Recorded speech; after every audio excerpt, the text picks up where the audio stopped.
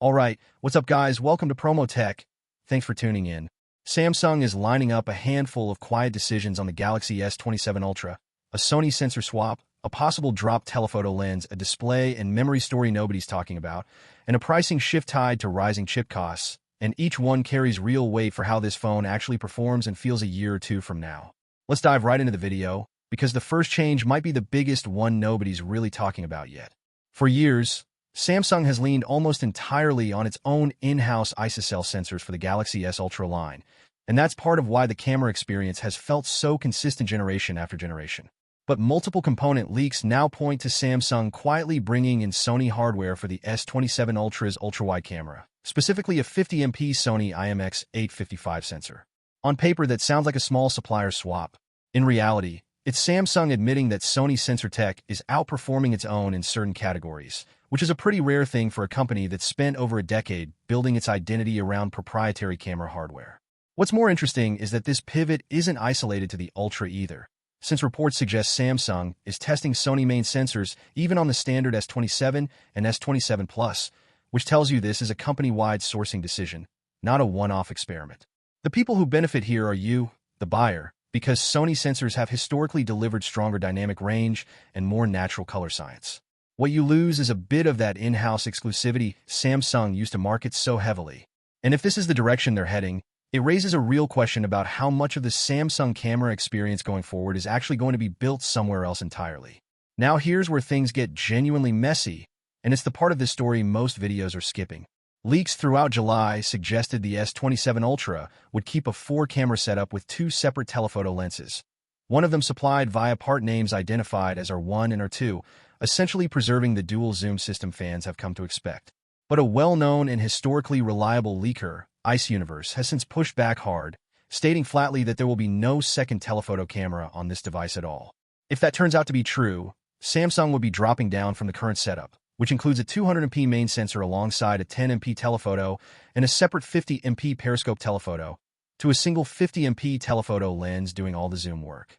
That's not a minor spec tweak. That's a fundamental restructuring of how the Ultra handles distance shots, and it would put Samsung's flagship camera philosophy on a collision course with Apple's, since both companies would end up converging on similar minimalist multi-camera layouts. Side by side, the old system gave you flexibility across multiple zoom ranges, while this rumored setup bets everything on one lens doing more with software.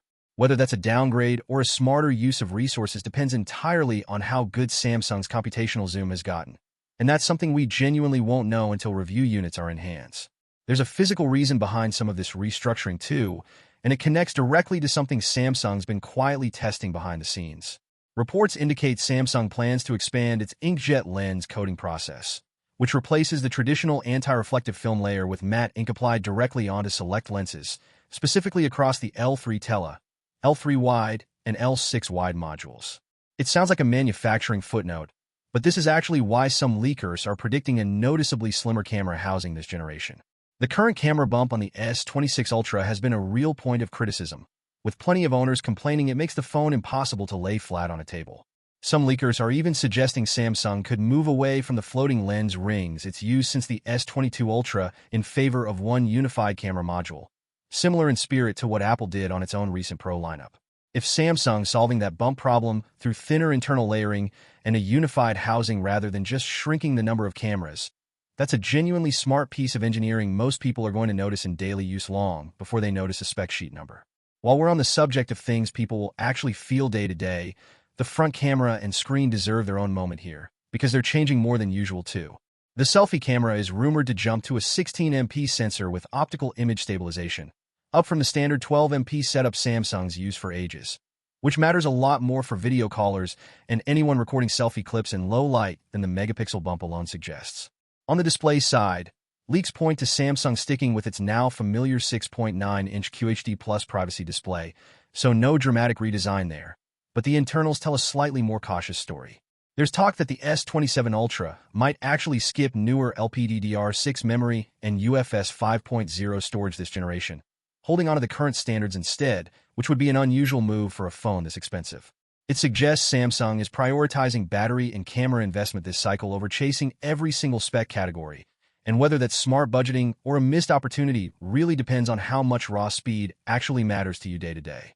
Before we get into the battery and pricing side of this, because that's where things really start to shift long-term, I want to bring up something that connects directly to owning a pricier flagship like this one. As phones get more expensive and more of your daily life lives on them, protecting what's actually stored on that device matters more every year, and that's exactly the gap Walrus is built to close. It works quietly in the background, giving you a private, encrypted connection whenever you're on public Wi-Fi, which, let's be honest, most of us still connect to without thinking twice. If you're about to drop over $1,000 on a new Ultra, spending a few minutes locking down how your data actually travels is one of the easiest upgrades you can make alongside it. Okay, back to the phone, because the battery story here is honestly one of the more encouraging leaks we've seen in years. Multiple independent reports now point to Samsung finally moving to a silicon carbon battery for the Ultra, with most leaks landing around a 5,700 mAh capacity, though some more cautious sources suggest the real number could land closer to a 5,200 to 5,500 mAh range instead. Either way, this would represent the first meaningful battery capacity jump Samsung has made since the Galaxy S20 Ultra, since the number has been stuck near 5,000 mAh for multiple generations in a row. Silicon carbon anodes pack more energy into the same physical space, which is exactly why we're seeing this kind of jump without the phone needing to get thicker.